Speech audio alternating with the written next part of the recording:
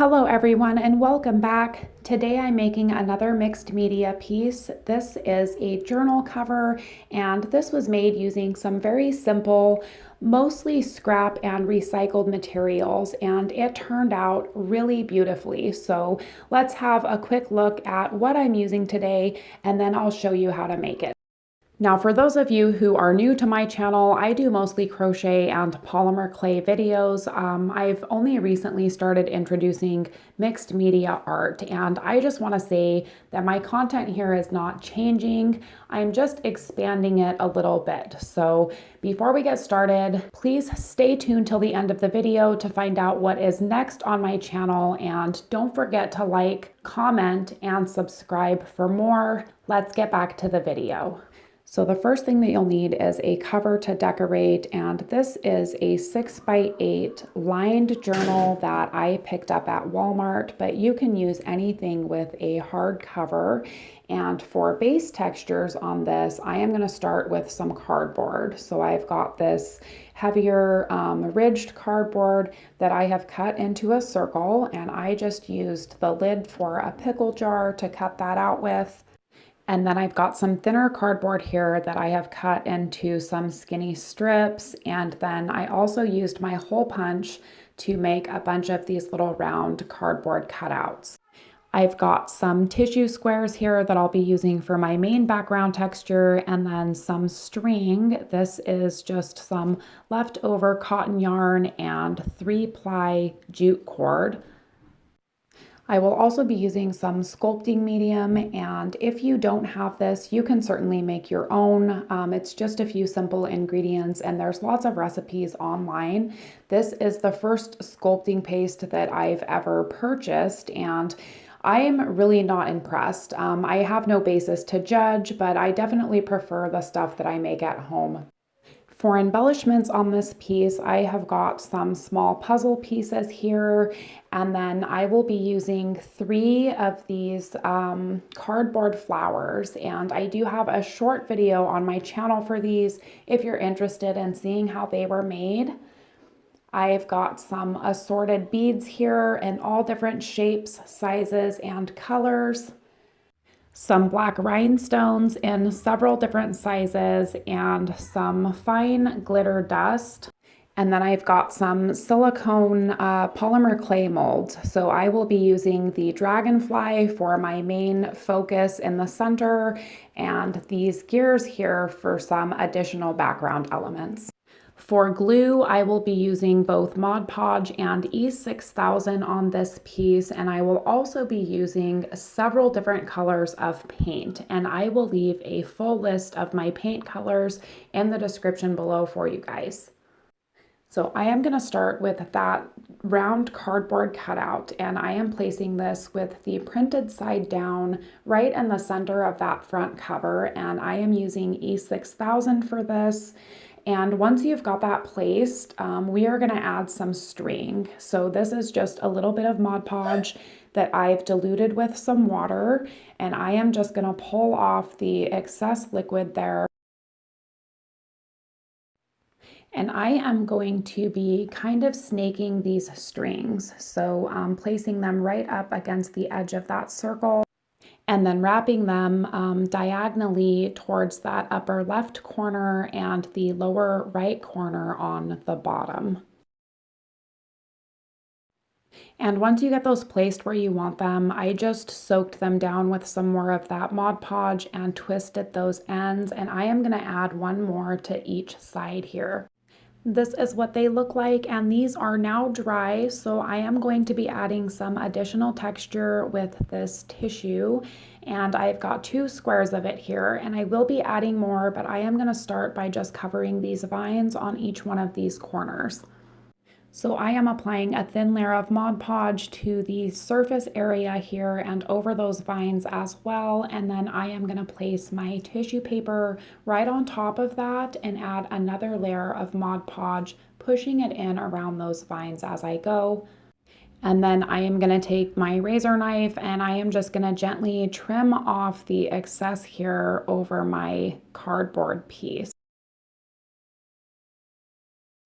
And now I'm going to frame this cardboard circle with some of that rope. So I am just applying this again with some E6000, and I'm going to wrap it all the way around this piece here. And I am going to do one more layer all the way around.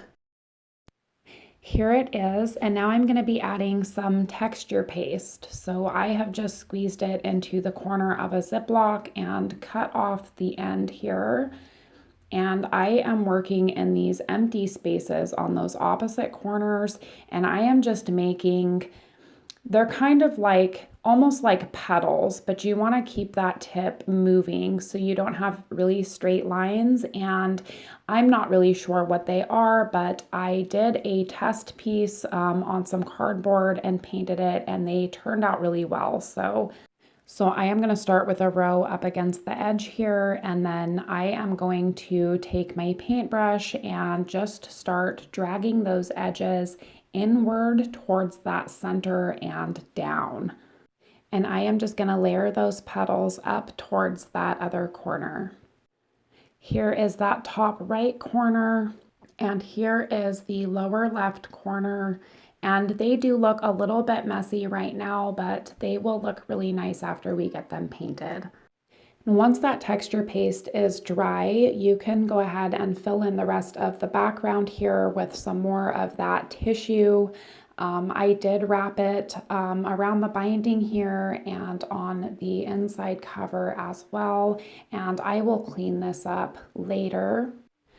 Now next I am going to be adding some of that cardboard stripping, and I have got various different sizes and lengths here, and I am going to be placing those in some of those empty spaces along the edges of that cover and around that centerpiece as well.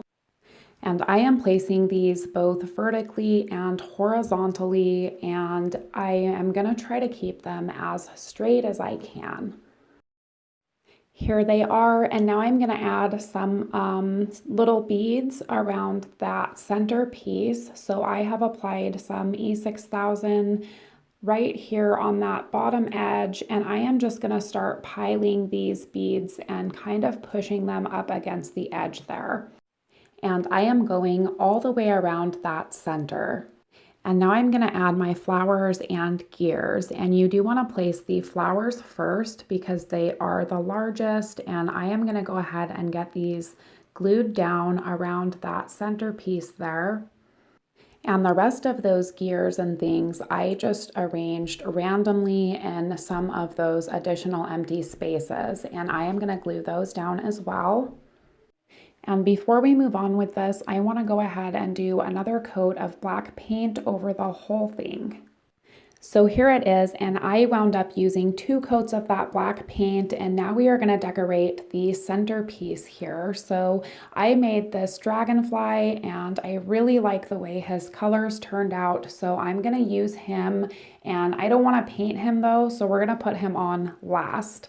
I am starting with these small puzzle pieces, and I am arranging them again from corner to corner diagonally across the center circle here. And then I'm just going to test fit my dragonfly and add some more of these gears around him. And then I've got these cardboard punch outs here that I am going to be adding both inside the center and in that background space as well. And some of them I'm placing individually, and then others I am going to group in little sets of 3. So here is that centerpiece, and here is the rest of that background, and now we are going to add another coat of black paint. And once that is dry, we can begin adding color. So I am painting these texture paste areas first, and I am going to be using 3 shades of green.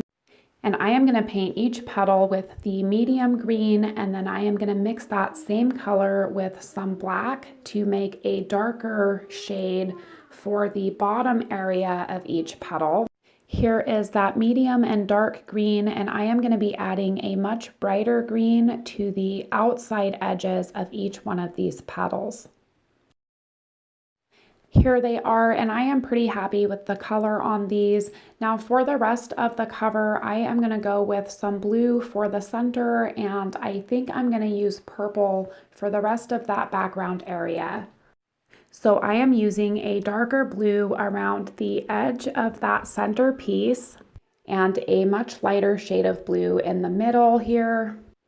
And now just blending those two colors together. And for the purple, I am doing the same thing, using the darker color along the edge of that center and that greenery, and then fading into a lighter shade. And then just blending those two colors together. Now I'm going to highlight the whole piece with some metallics. So I'm starting with some metallic purple, and I am just lightly brushing that over all of these background areas and also over those beads around the centerpiece. I brushed these petals here with some color shifting green paint, and I decided to color these puzzle pieces green as well to bring some of that brightness to the center. I have two different metallic blues for the center here, a lighter one and a darker one, and then I will also be touching up these gears with some metallic gold and bronze. And I am going to dabble some of that bronze over that beadwork as well.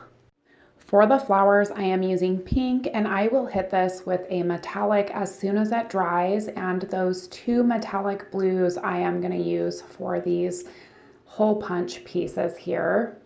And now it's probably safe to go ahead and glue my dragonfly down, and then I am gonna use those larger blue gemstones for the centers of those pink flowers. And then I've decided to add some more of that color shift metallic green just lightly over the tops of these vines because I feel like they're kind of getting lost over here. And now I just need to add the black rhinestones and silver glitter. Here is the finished piece, and you can see those black rhinestones. I used several different sizes and put them all over in the background and in that center area as well. And for the glitter, I just dotted on a little bit of Mod Podge on these petals and dusted it, and then I also did some over the wings and the center of that dragonfly. I followed that black onto the inside cover, trying to keep my lines nice and straight, and I also ran that texture and paint over the back and the binding as well. That is it for today's tutorial, guys, but before you run off, I did buy 2 of these journals. So coming up on my channel, I want to do a dragon eye cover with this one, something similar to this. I'm going to use one of these glass eyes, and I want to do an ocean themed dragon eye with a mixed media background, kind of like this. And that will likely be a 2-part video. I will do one video for the dragon eye itself and some additional embellishments to go with it. And the next video, we will make it into a mixed media cover with those additional elements like we did today. So please tune in for those videos. As always, thank you guys so much for watching, and I will see you all next week.